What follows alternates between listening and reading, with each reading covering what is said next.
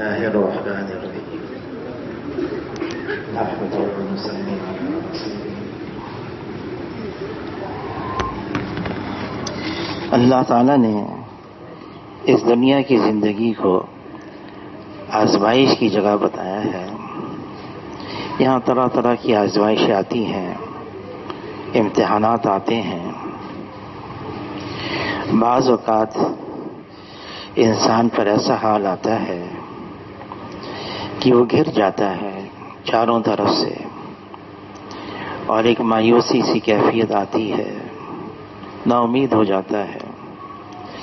اس نے ایک زندگی میں کچھ اہداف رکھے ہیں، ہدف بنایا ہوا ہے، وہ حاصل ہو گئے تو خوشی ہوتی ہے، حاصل نہیں ہوئے رنجیدہ ہو جاتا ہے، مایوس ہو جاتا ہے. مولانا یوسف کاندھیلی رحمۃ اللہ علیہ ان کے ملفوظات میں ہے کہ مایوسی کفر ہے.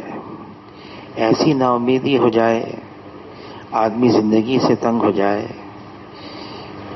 ایک قوم پر اس لیے اللہ کا عذاب آ گیا، وہ اللہ کی رحمت سے مایوس ہو گئے تھے، بالکل نا امید ہو گئے، اللہ کا عذاب آ گیا ان پر. حضور صلی اللہ علیہ وسلم نے اپنی زندگی سے ساری امت کے لیے پیغام دیے ہیں. حالات آئیں کیا کرنا چاہیے، ان حالات کے اندر کس طرح سے اپنے آپ کو سنبھالنا چاہیے. حضور صلی اللہ علیہ وسلم نے خواب دیکھا. خواب یہ دیکھا کہ میں عمرہ کرنے کے لیے مکہ مکرمہ جا رہا ہوں، اور یہ خواب صحابہ کو سنا دیا. صحابہ کرام پہلے سے بے چین بے تاب، ہم عمرہ کرنے جائیں، مکہ مکرمہ جائیں.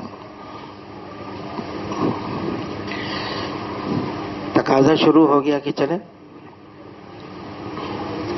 تو 6 ہجری تھی، ذیقعد کا مہینہ تھا. حضور صلی اللہ علیہ وسلم نے اعلان فرما دیا ہم جائیں گے، احرام باندھ لو.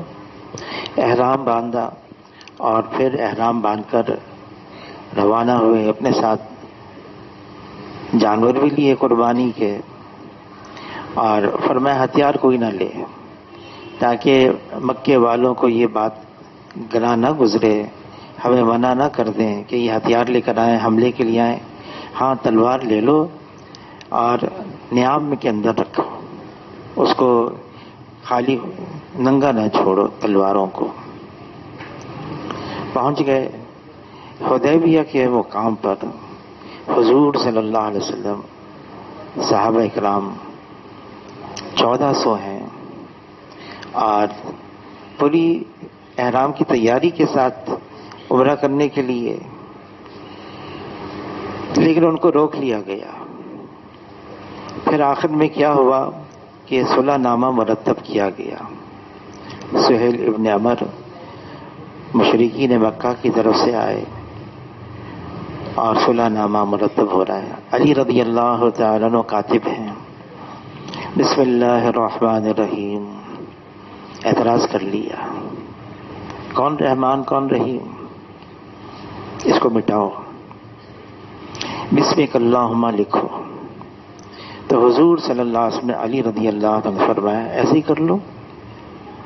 علی رضی اللہ تعالیٰ عنہ نے مٹا کر بسمک اللہم لکھا. پھر یہ لکھا کہ معاہدہ محمد رسول اللہ اور قریش کے درمیان میں ہے. اس پر اعتراض کر لیا، سارا جھگڑا تو محمد رسول اللہ کا ہے، اس کو مٹاؤ اور اس کی جگہ محمد ابن عبداللہ لکھو. تو علی رضی اللہ تعالیٰ عنہ حضور کی طرف دیکھنے لگے. حضور سے فرمایا مٹا دو. علی رضی اللہ تعالیٰ عنہ کے ہاتھ کانپنے لگ گئے، ہمت ہی نہیں، کیسے مٹاؤں محمد رسول اللہ کو. تو حضور صلی اللہ علیہ وسلم نے پوچھا کہاں لکھا ہے، کہ یہ لکھا ہے. حضور صلی اللہ علیہ وسلم نے اپنی انگلی مبارک سے اس کو مٹایا، پھر محمد ابن عبداللہ لکھا گیا.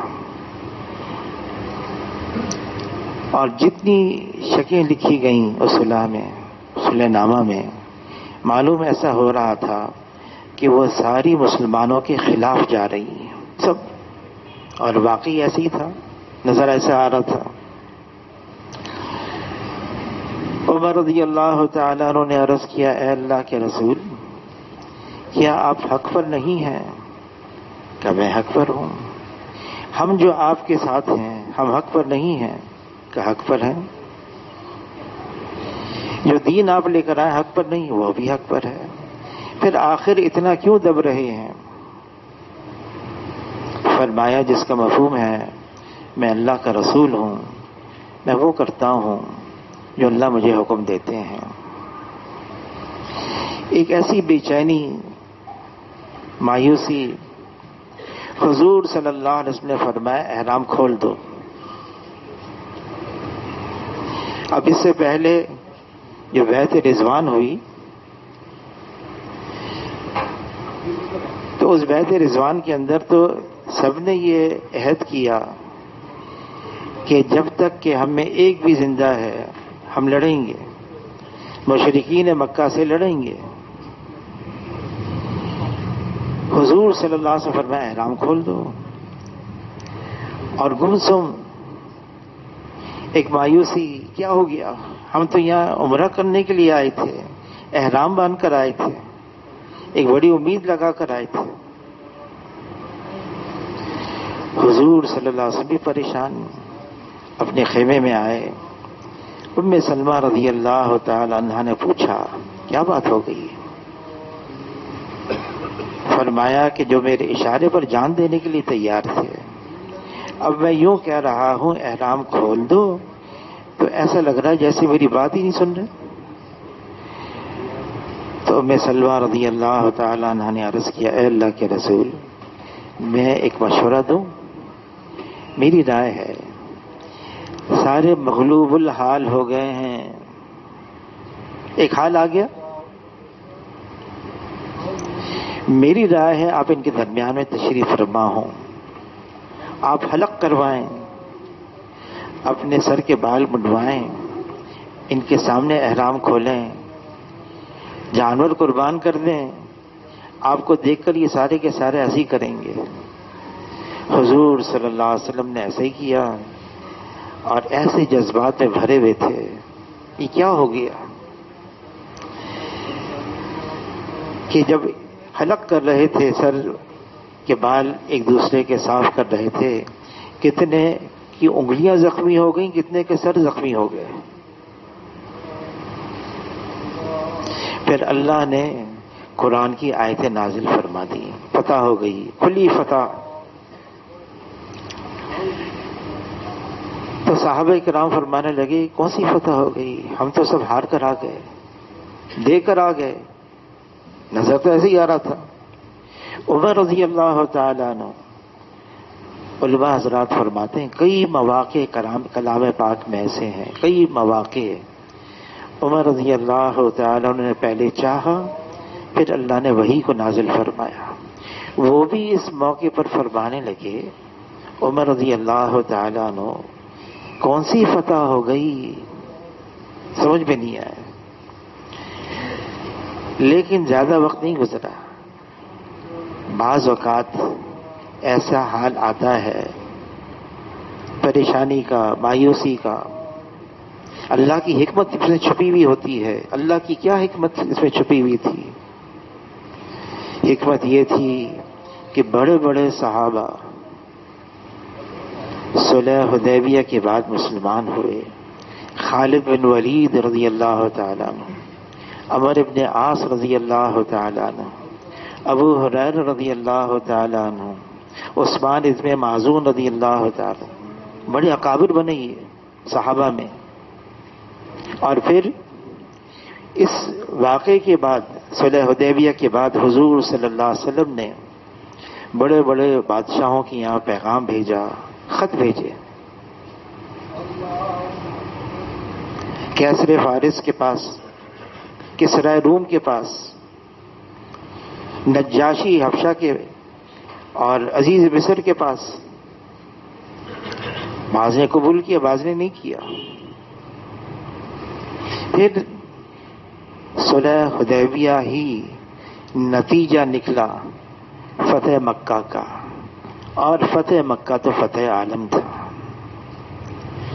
حکمت اللہ کی، کوئی حال آ جائے مایوسی کا، آدمی تھوڑی دیر کے لیے صبر کرے، پھر اللہ تعالیٰ اپنی قدرت دکھانے والے ہیں۔ بعض اوقات آدمی گر جاتا ہے، اب کیا کریں؟ حضور صلی اللہ علیہ وسلم نے 2 ہجری میں، اب رمضان کے روزے بھی فرض ہوئے ہیں، اس سے پہلے زکوٰۃ بھی فرض ہو گئی تھی، اور پھر جب رمضان آ گیا بدر کا معرکہ ہوا، 313 ہیں، اور اس لیے نہیں نکلے کہ ہمیں لڑنا ہے، مقابلہ کرنا، نہیں، ان کے پاس تو ہتھیار بھی نہیں تھے، سواریاں بھی نہیں تھی، وہ تو ابو سفیان کا قافلہ تھا تجارتی، اس کا پیچھا کرنے گئے تھے۔ مشیت الہی مقابلہ ہو گیا، 1000 دشمن ہتھیاروں سے لیس، پوری تیاری کے ساتھ۔ حضور صلی اللہ علیہ وسلم نے پوچھا صحابہ سے کیا کرنا ہے، تو عرض کیا ہم تو آپ کے تیروں میں سے تیر ہیں، آپ ہمیں حکم دیں، پہاڑی سے چھلانگ لگائیں گے، آپ ہمیں حکم دیں۔ بس اتنی بات یہ ہے، لڑائی تو ہوتی ہے ہتھیاروں سے، وہ ہے نہیں ہمارے پاس، ہماری جان حاضر ہے، ہم لڑیں گے اپنی جان سے۔ اب ایسے موقع پر حضور صلی اللہ علیہ وسلم نے کیا کیا؟ حضور صلی اللہ علیہ وسلم کے لیے ایک جھونپڑا بنایا گیا، العریش، وہاں ایک مسجد ہے، اس کا نام بھی العریش ہے، اور اس میں حضور صلی اللہ علیہ وسلم ساری رات مانگتے رہے، اللہ سے دعا کرتے رہے۔ اور بخاری شریف کی حدیث ہے کہ مانگنا کیسا تھا؟ حضور صلی اللہ علیہ وسلم مانگتے مانگتے ہاتھ کو اتنا اوپر کرتے کہ بغل کی سفیدی بھی ظاہر ہو جاتی، کاندھے پر چادر تھی گر جاتی۔ ابو بکر رضی اللہ تعالیٰ کاندھے پر سے چادر گر گئی، اٹھاتے اور پھر دوبارہ کاندھے پر رکھتے۔ اور پھر کیا ہوا؟ علی رضی اللہ تعالیٰ فرماتے میں نے وہاں ایک چادر تھی، اس کے دروازے پر جھونپڑی کی، تو میں نے ہٹایا اور میں نے دیکھا حضور سجدے میں ہیں اور دعائیں مانگ رہی ہیں، یا حی یا قیوم برحمتک استغیث۔ اور اس کیفیت سے مانگا، یا اللہ اگر یہ 313 اگر ختم ہو گئے پھر تا قیامت تیرا نام لینے والا بھی کوئی نہیں ہوگا۔ امت کو بتایا جب ایسا حال آ جائے، آدمی گر جائے، کیا کرے؟ دعا، یہ مومن کے لیے ہتھیار بنایا ہے، یہ مخ العبادہ ہے، عبادت کا مغز ہے دعا، بلکہ فرمایا یہی عبادت ہے۔ اللہ نے حکم دیا مجھ سے مانگو، پھر اللہ نے وعدہ کیا ہے میں تمہاری مانگ کو پورا کروں گا۔ میں ہسپتال میں تھا، یہاں میمن ہسپتال ہے بنس روڈ میں، کئی سال پہلے کی بات ہے۔ ایک عورت آئی اور رپورٹ دکھائی ہے اس نے، یہاں پر ایک پھوڑا تھا اور اس کی انہوں نے آپریشن کر کے نکال دیا، آغا خان کی رپورٹ ہے یہ، اور اس میں لکھا ہوا ہے کہ یہ کینسر ہے، کینسر بھی خطرناک قسم کا۔ تو کیا ہوا کہ انہوں نے کہا اس کا دوبارہ آپریشن ہوگا، پورا نکالنا پڑے گا، یہ نامکمل نکلا ہے، وہیں آپریشن کروا دیں؟ کہا نہیں مہنگا بہت ہے، کسی نے یہاں بھیج دیا، کوئی تبلیغی ہے ڈاکٹر، وہ سستے میں کام کر دے گا۔ ٹھیک ہے کر دیں گے، کام پورا کرنا پڑے گا۔ آپ کو پتہ ہے کیا ہے؟ کہاں مجھے پتہ ہے، انہوں نے بتا دیا۔ خیر پورا آپریشن کیا بڑا، اور آپریشن کر کے اسی لیبارٹری میں بھیج دیا۔ رپورٹ آئی کہ جو آپ نے بھیجا ہے اس کے اندر تو کوئی کینسر کے ذرات نہیں۔ پھر وہ جو نشان پہلے کا تھا وہ بھی ہم نے دیکھا، اس میں بھی کوئی کینسر کے ذرات نہیں۔ پھر جو پہلا اسپیسیمن تھا، جو پہلی چیز تھی ہمارے پاس، اس کو بھی ہم نے دیکھا، اس میں تو ہے، دوسرے میں نہیں۔ اس عورت سے میں نے پوچھا کیا کیا تم نے؟ کہ میں نے دعائیں مانگی۔ کیا مانگا؟ میں نے اللہ سے یہ مانگا، اے اللہ یہ 4 بچے ہیں میرے، چھوٹے چھوٹے ہیں، میں وعدہ کرتی ہوں ان کی ایسی پرورش کروں گی کہ ان کو دیندار بنا دوں گی، مجھے ٹھیک کر دے۔ تو میں نے ان سے کہا تمہاری دعا قبول ہو گئی۔ بعض اوقات آدمی اتنا گر جاتا ہے، مایوسی۔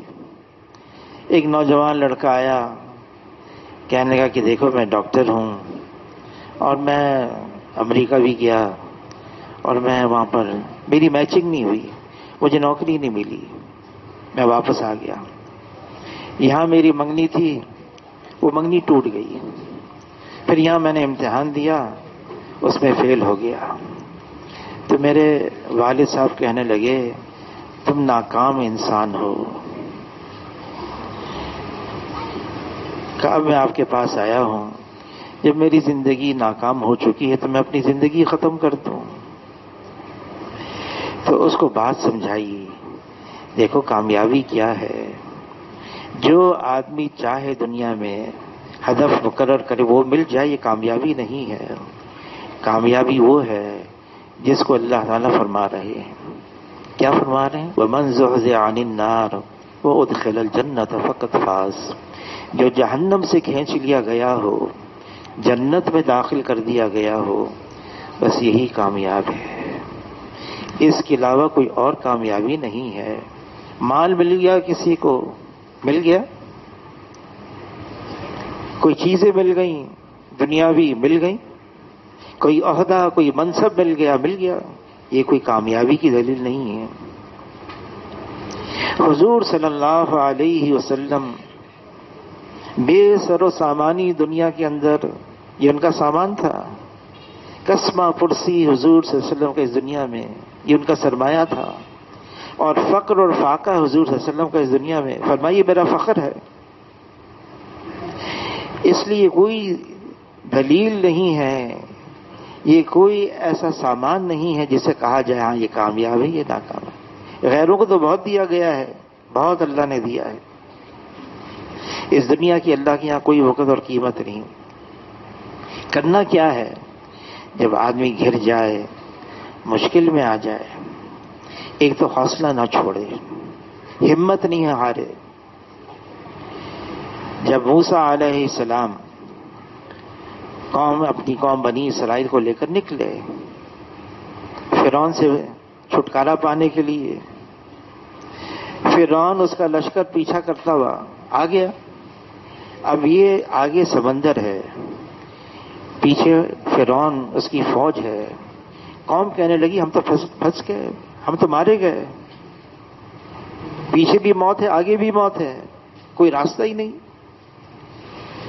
موسیٰ علیہ السلام فرمایا ہرگز نہیں، ہرگز نہیں۔ اور اس کی وجہ بیان کی، اللہ تو ساتھ ہے میرے، اللہ میرے ساتھ ہے۔ ہماری دین کی بنیاد اللہ پہ بھروسہ، اللہ پہ توکل، اللہ پر اعتماد ہے۔ جب اللہ پر بھروسہ ہوتا ہے، کیونکہ اللہ تعالیٰ کلام پاک میں فرماتے ہیں کیا میں اپنے بندے کے لیے کافی نہیں ہوں؟ اللہ ہمارے لیے کافی ہے۔ لیکن ایسے حالات میں آدمی بعض اوقات بالکل ہمت چھوڑ دیتا ہے۔ واقعہ ہوا، کیا ہوا کہ میاں بیوی ڈاکٹر دونوں فیل ہو گئے۔ ڈاکٹری کے بعد جو بعد اونچا اور امتحان ہوتا ہے، دونوں فیل ہو گئے۔ کیا ہوا؟ دروازہ بند ہے، بڑی مشکل سے دروازہ توڑا، دیکھا کہ وہ جو میاں ہے وہ مرا ہوا ہے اور اس کو آئی وی کینیولا ہے، ساتھ میں سرنج ہے۔ اس کی بیوی ڈاکٹر، اس کو بھی آئی وی کینیولا، وہ بھی مری ہوئی۔ نومولود بچہ اس کا، اس کے سر میں بٹر فلائی وہ جو ہوتی کینیولا وہ لگا ہوا ہے اور وہ بھی مرا ہوا ہے۔ اتنے مایوس ہو گئے۔ کیا وجہ ہے؟ جو دنیا کو نصب العین قرار دیتا ہے جو دنیا کو جتنا مقدر میں مل جائے گا اس سے زیادہ نہیں ملے گا، پھر پریشانی ہی پریشانی. فرمایا جو آخرت کو نصب العین قرار دیتا ہے اللہ تعالیٰ اس کی کھیتی میں ترقی دیتے ہیں، اس کو دنیا بھی دیتے ہیں، اس کو آخرت میں بھی دیتے ہیں. کیا ہے آخرت؟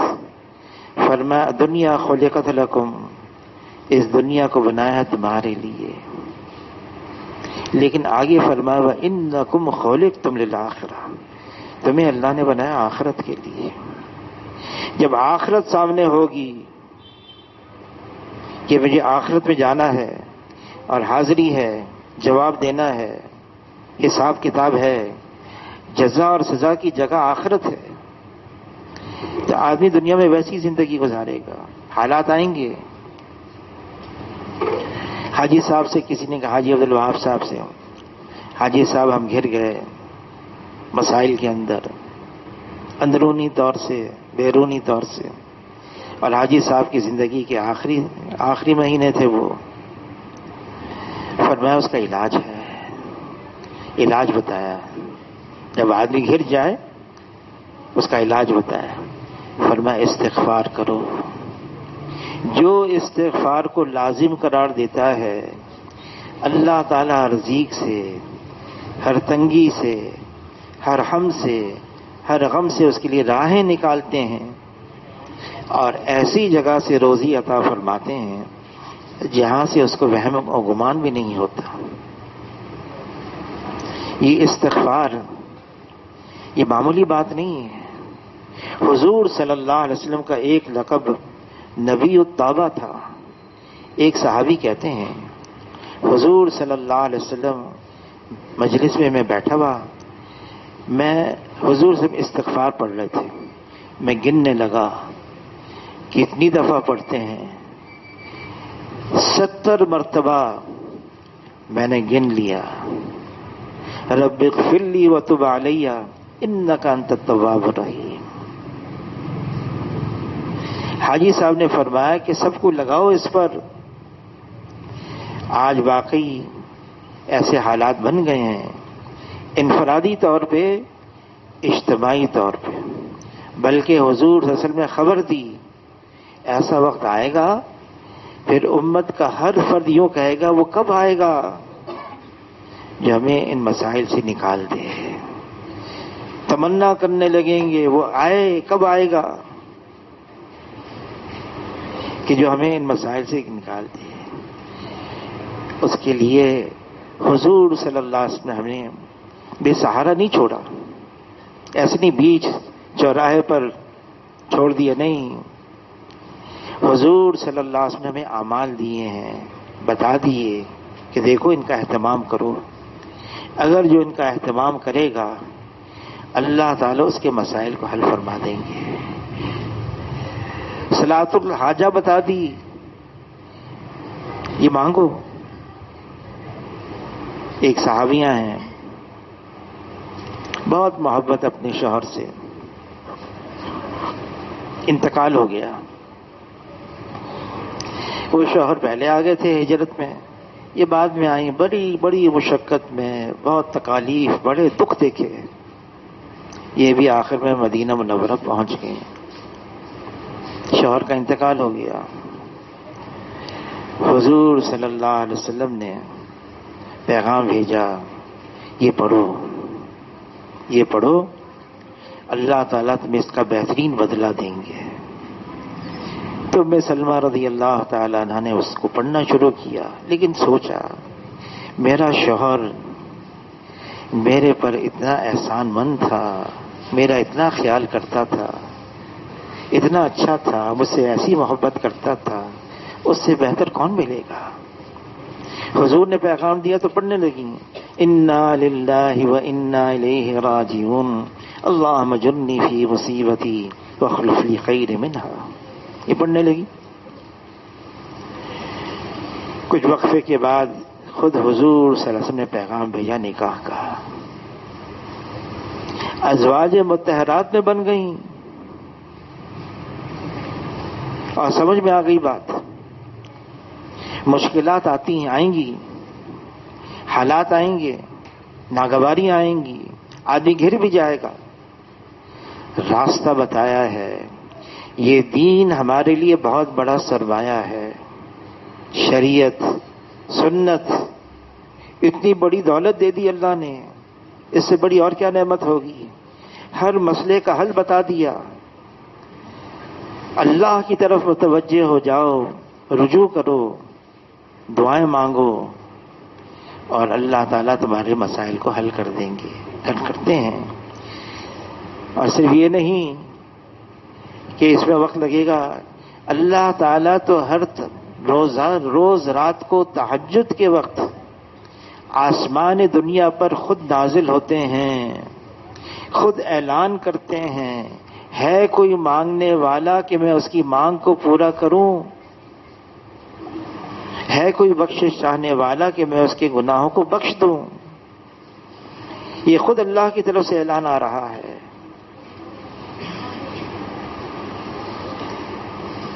حاجی صاحب فرمانے لگے، قصہ سنانے لگے. ایک چھاپڑی بیچنے والا تھا، اور وہ کہنے لگا، جب گشت میں آیا، بیان ہوا، مطالبہ ہوا، کھڑا ہو گیا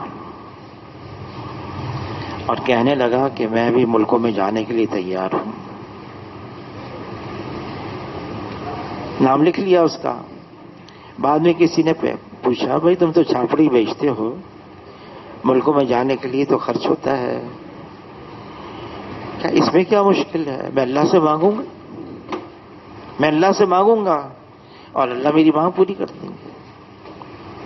حاجی صاحب مشورے والوں سے فرمانے لگے، دیکھو تم پوچھتے ہو 4 مہینے کب لگائے، تم یہ پوچھتے ہو سال کے چلے کا ناغہ تو نہیں ہوا، تم یہ پوچھتے ہو 2.5 گھنٹے پابندی سے دیتے ہو روزانہ، تم یہ پوچھتے ہو ہر مہینے 6 روزہ کا ناغہ تو کبھی نہیں ہوا، پوچھتے ہو.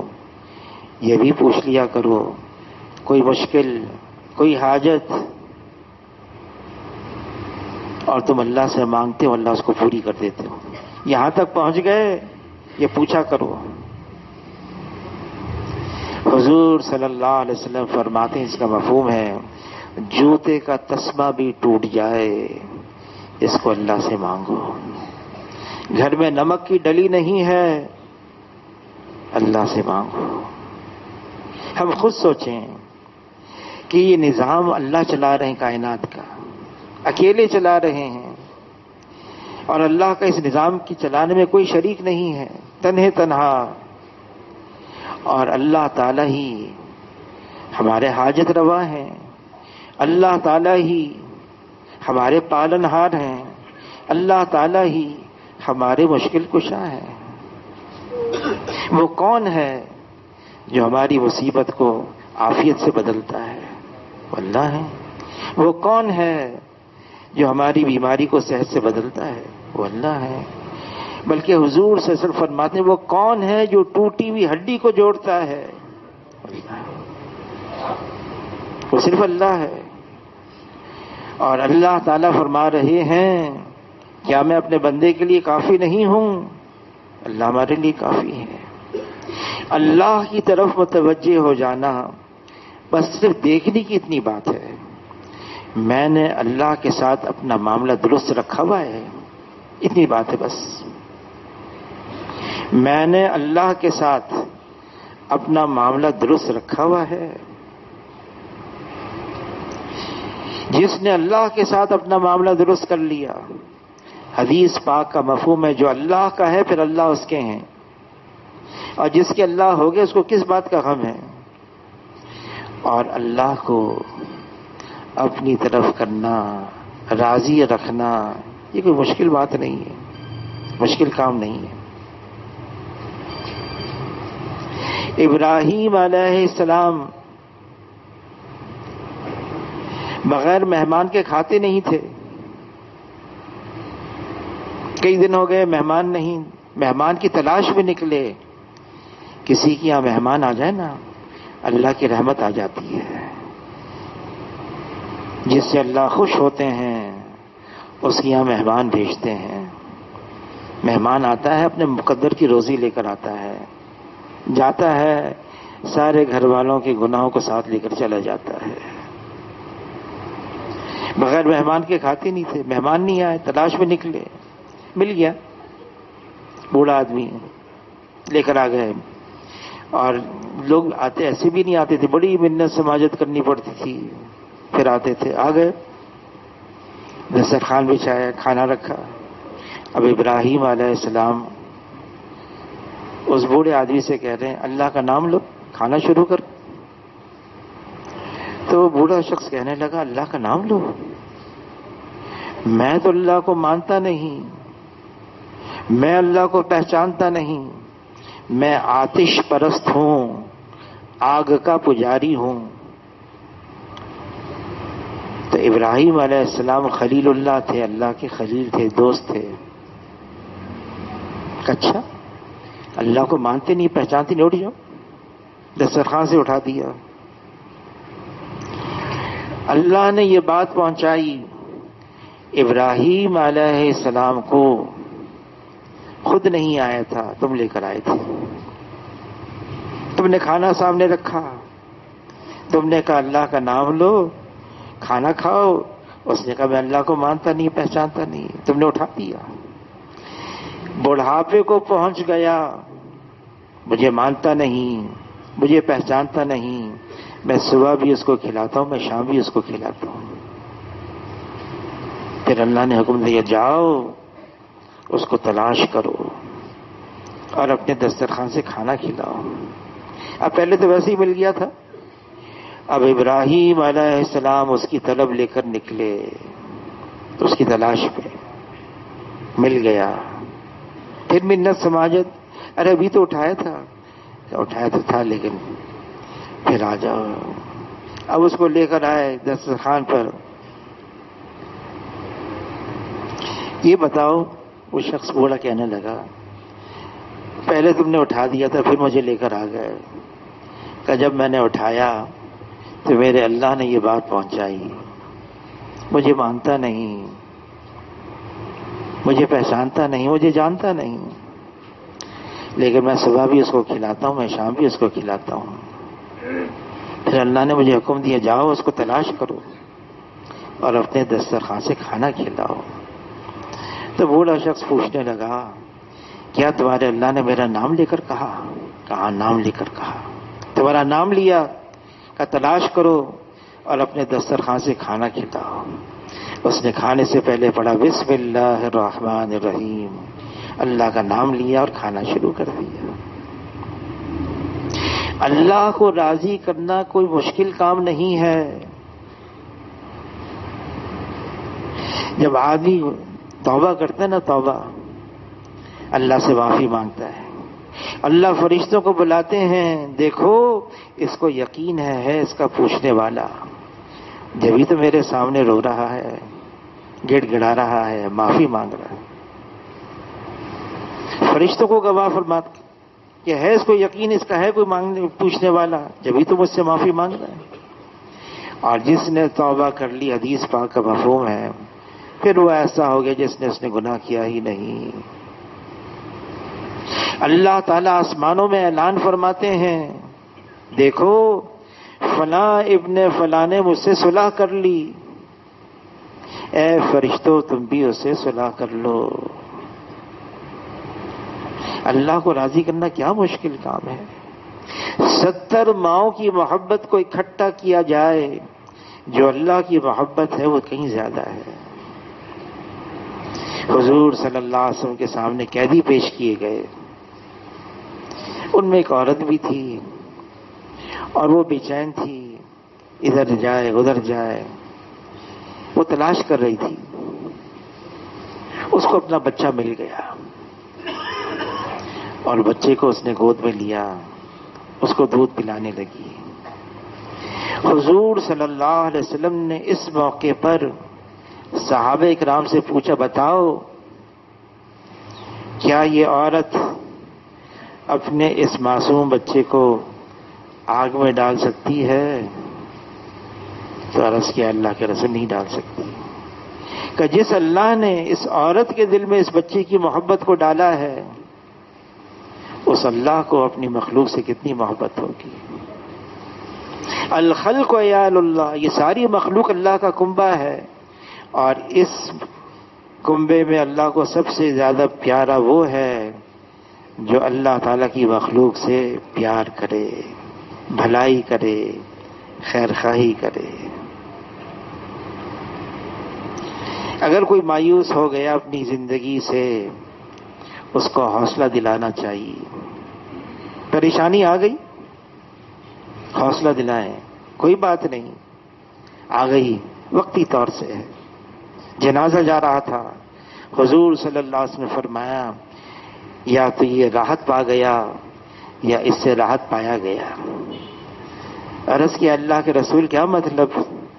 فرمایا اگر مشقت میں ہو، تکلیف میں ہو تو موت آ گئی، چھوٹ گیا، یا یہ اگر اس کی وجہ سے اوروں کو تکلیف ہو رہی تھی، اس کی موت آ گئی، وہ دوسرے لوگ چھوٹ گئے۔ کتنا وقت ہے ہمارے پاس، زندگی کتنی ہے، اور وقت میں ٹھہراؤ نہیں ہے، وقت ختم ہو رہا ہے جلدی سے۔ جو پہلے تھے چلے گئے، اب ہم بھی اسی لائن میں لگے ہوئے ہیں، ہمارا بھی نمبر ہے، ہم بھی چلے جائیں گے۔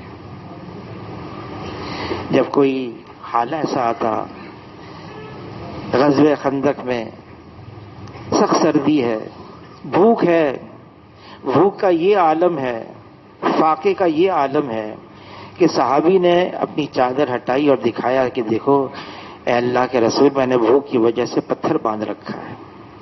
حضور صلی اللہ علیہ وسلم نے اپنی چادر مبارک ہٹا کے دکھایا کہ میرے پاس تو 2 پتھر بندھے ہوئے ہیں۔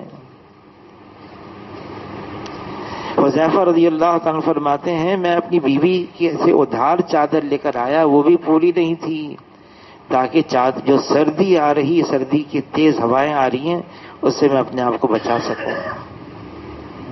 یہ حال تھا، لیکن حضور صلی اللہ علیہ وسلم کیسے حوصلہ دلا رہے ہیں، ہمت بندھا رہے ہیں۔ کیسے؟ ایک چٹان آ گئی، خندق کھودتے کھودتے ٹوٹ نہیں رہی تھی، حضور صلی اللہ علیہ وسلم کو بلایا، کھدال ہاتھ میں دیا، زور سے مارا، ایک چنگاری اڑی۔ حضور نے فرمایا کیسر فارس فتح ہو گیا۔ دوسری ماری، فرمایا کسرا روم فتح ہو گیا۔ تیسری ماری، یمن کا تخت بھی فتح ہو گیا۔ اب منافقین کہیں پیٹ پہ تو پتھر بندھے ہوئے ہیں، فارس بھی، روم بھی، یمن بھی، سب فتح ہو گیا۔ صحابہ اکرام فرمائیں گے فتح ہو گیا۔ یقین تھا، یقین، اپنے آنکھوں کی دیکھنے پر اتنا یقین نہیں تھا۔ تبوک کے موقع پر جب حضور نے فرمایا کہ یہ زید بن حارثہ ہیں، یہ شہید ہو جائیں، تو جعفر ابن ابی طالب ہیں، یہ شہید ہو جائیں، تو عبداللہ ابن رواحہ ہیں، یہ شہید ہو جائیں، تو پھر جس کو چاہیں بنا لو۔ یہودی نے کہا یہ تینوں شہید ہو جائیں گے، سن لیا، شہید ہو گئے۔ حضور صلی اللہ علیہ وسلم جعفر ابن ابی طالب کے گھر آئے، خبر دی کہ جعفر شہید ہو گئے، لیکن یہ بھی فرمایا ان کے بازو کاٹ دیے تھے، اللہ نے ان کو 2 پر دیے ہیں، اور میں اپنی آنکھوں سے دیکھ رہا ہوں جعفر ابن ابی طالب ان پروں سے جنت میں اڑ رہے ہیں۔ پھر یہ بھی فرمایا تم چاہو تم کو بھی دکھا دوں۔ تو عرض کیا اللہ کے رسول آپ نے اطمینان دلا دیا، دل مطمئن ہو گیا، تشریف لے گئے۔ عبداللہ ابن جعفر نے کہا دیکھ لیتی، مجھے دکھا دو، اس بہانے سے جنت بھی دیکھ لیتی۔ فرمایا نہیں، اگر میں یوں کہتی مجھے دکھا دو تو حضور صلی اللہ علیہ وسلم کی بات پر پھر ایمان کہاں رہتا۔ حضور نے فرمایا میں دیکھ رہا ہوں، صحابہ اکرام کو حضور کی بات پر اپنے دیکھنے سے زیادہ یقین تھا کہ حضور نے فرما دیا. عبداللہ ابن عباس سے فرمایا تم اللہ کے دین کو سامنے رکھو، اللہ کی حفاظت کرو، اللہ کے دین کی حفاظت کرو، اللہ تمہاری حفاظت کریں گے. تم اللہ کے احکامات کی حفاظت کرو، اللہ تمہاری کریں گے. اگر مانگنا ہو تو صرف اللہ سے مانگنا، اگر مانگنا ہو صرف اللہ سے مانگنا. کہ اللہ کے علاوہ کوئی ہماری مانگ کو پورا نہیں کر سکتا، اللہ کے علاوہ کوئی ہمارے حالات کو بدل نہیں سکتا، اللہ کے علاوہ کوئی ہماری پریشانی دور نہیں کر سکتا. ہم اللہ سے مانگیں گے اور اللہ تعالی ہمارے حالات کو بنائیں گے. اللہ چاہتے ہیں ہمارے حالات بنائیں، بس اتنا ہے رجوع الی اللہ، اللہ کی طرف متوجہ ہو جائیں. حضور صلی اللہ علیہ وسلم جو بتایا ہے ان حالات کے اندر کرنے کو کریں، ہم کریں اور اللہ تعالیٰ ضرور ہماری مدد فرمائیں گے، ضرور مدد کریں گے. اللہ تعالیٰ چاہتے ہیں کہ وہ ہماری مدد کریں، اور بعض اوقات اللہ ایسی مدد فرماتے ہیں ظاہر کے خلاف، ظاہر کے خلاف. کوئی اسباب نہیں ہے، کوئی صورت نہیں ہے، اور اللہ دکھا دیتے ہیں، کر کے دکھاتے ہیں، اپنی قدرت ظاہر فرماتے ہیں. اور 313 ہیں، نہتے ہیں، اور اللہ کو یہ دکھانا تھا اپنی قدرت کو، آنے والی امت کے حصے کو، کہ اللہ کرتے ہیں اپنی قدرت سے کرتے ہیں. کرنے میں اللہ کسی کے پابند نہیں ہے، اللہ کو کسی کی حاجت نہیں ہے، اللہ کو کسی کی ضرورت نہیں ہے. جو چاہیں کریں، یہ نظام اللہ کا ہے، یہ کائنات اللہ کی ہے، ہم سب اس کے تابع ہیں، ہم سب اس کے محتاج ہیں، ہم سارے کے سارے. اور اللہ تعالیٰ کسی کا بھی محتاج نہیں ہے، کسی کے احتیاج نہیں. کوئی مشکل آئے، مایوسی، نا امیدی اللہ اور اللہ کے رسول کو پسند نہیں. حوصلہ رکھیں. ہاں، اور یہ ساری چیزیں اس لیے آتی ہیں، یہ پیش خیمہ ہے اس بات کا کہ اللہ تعالیٰ کچھ کرنے والے ہیں. رات کا اندھیرا سب سے گہرا ہوتا ہے صبح صادق کے سے پہلے، سب سے پہلے صبح صادق سے پہلے رات کا اندھیرا سب سے گہرا. یہ اس بات کی علامت ہے اور نشانی ہے کہ اب سویرا ہونے والا ہے، سورج نکلنے والا ہے. ظلمت کا ہے بول بالا کہ عنقریب ہے سورج نکلنے والا. اچھے وقت کا انتظار کرنا یہ بہترین عبادتوں میں سے ایک عبادت ہے. اور اللہ تعالیٰ فرما رہے ہیں ان مع العسر یسرا، ان مع العسر یسرا. تنگی کے بعد آسانی ہے، مشکل کے بعد آسانی ہے، آتی ہے. اللہ کا نظام ایسا ہے. مولانا الیاس صاحب رحمۃ اللہ علیہ کے ملفوظات میں ہیں، پھسوڑے آتے ہیں، اٹکاوے آتے ہیں، جہش کے دہانے کھلوانے کے لیے. اللہ کا انداز یہی ہے، طریقہ یہی ہے. اللہ دینا چاہتے ہیں، یہ انداز ہے اللہ کا، دیں گے. ہاں دیر ہے، اندھیر نہیں ہے. دیر ہو جاتی ہے، صبر کرنا پڑتا ہے، کچھ مانگنا بھی پڑتا ہے. بعض اوقات آدمی کہتا ہے میں تو اتنا مانگ رہا ہوں. اللہ کو بعض کا مانگنا ہی اچھا لگتا ہے. فرشتوں سے فرماتے روک کے رکھنا، ایسا نہ ہو کہ دے دو یہ مانگنا ہی چھوڑ دے. کچھ دیر اور مانگتا رہے، مانگتا رہے، کوئی بات نہیں. اللہ تعالیٰ ہمیں دینا چاہ رہے ہیں اور دیں گے. اور یہ امت ہے اس لیے آئی ہے، یہ اللہ سے لینے کے لیے. اللہ سے لینا ہے، مخلوق خدا کی خدمت کرنی ہے. اللہ کے خزانے لامحدود ہیں، لازوال ہیں، اور ہمارے لیے ہیں، ہمیں دینے کے لیے ہیں اللہ کے خزانے. اس لیے اللہ سے اچھی امید باندھنی چاہیے. جیسا اللہ کے ساتھ گمان کریں گے اللہ ہمارے ساتھ ویسا معاملہ کریں گے، جیسا گمان رکھیں گے. ہمیشہ اللہ سے اچھا گمان رکھنا چاہیے. حضور کی تعلیمات یہی ہیں، اللہ سے اچھا گمان باندھو اور اللہ تعالیٰ ہمارے کام بنا دیں گے. اللہ تعالیٰ ہم سب کے لیے آسانیاں فرما دے. مستورات کا بیت ہے کیا؟ ہاں، اس اتوار کو انشاءاللہ مستورات کی بیت ہے 11:30 بجے دن کے اتوار کے دن. اس وقت کا خیال رکھیے گا.